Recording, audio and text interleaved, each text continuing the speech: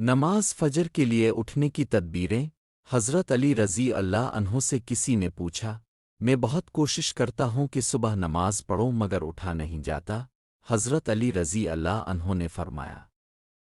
یہ نیند کی وجہ نہیں بلکہ تم جو سارا دن گناہ کرتے ہو وہ تمہاری گردن میں توق، ہاتھوں میں ہتکڑی اور پاؤں میں بیڑیاں باندھ کر تمہیں اٹھنے نہیں دیتا۔ حضرت علی رضی اللہ عنہ کے پاس ایک شخص آتا ہے اور عرض کرتا ہے، مجھے رات کو ٹھیک سے نیند نہیں آتی، رات کو سو نہیں پاتا، اور جب صبح اٹھتا ہوں تو پورے جسم میں درد رہتا ہے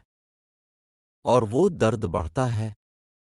جب وہ اپنا درد حضرت علی رضی اللہ عنہ کو بیان کر چکا تو آپ رضی اللہ عنہ نے اس شخص سے فرمایا کہ اے شخص، رات کو پانی پیتے ہو تو پانی پینا بند کر دو،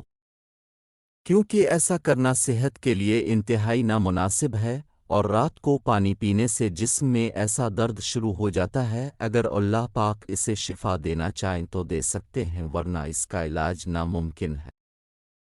اگر سہولت ہو تو دوپہر کے وقت آرام ضرور کیا کریں، یہ سنت ہے اور اس سے فجر میں اٹھنے میں بڑی مدد ملتی ہے۔ رات کا کھانا جلد کھائیں اور کم کھایا کریں، رات کو پانی نہ پئیں، اور اگر شدید ضرورت ہو تو کم سے کم پانی پئیں، رات کو جلدی سو جائیں، رات کو سونے کے مسنون اعمال کر کے سویا کریں، کسی سے صبح اٹھانے کے لیے کہہ کر سویا کریں،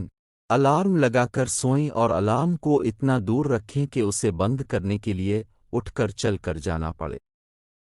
جیسے ہی آنکھ کھلے تو دونوں ہاتھوں سے چہرے کو دیر تک اچھی طرح مسلیں، یہ عمل موافق کا سنت ہے۔ نیند سے بیداری پر ہمت کر کے فوراً اٹھ کھڑے ہوں، نفس کے اس تقاضے پر ہرگز عمل نہ کریں کہ ابھی تھوڑی دیر اور آرام کر لیتے ہیں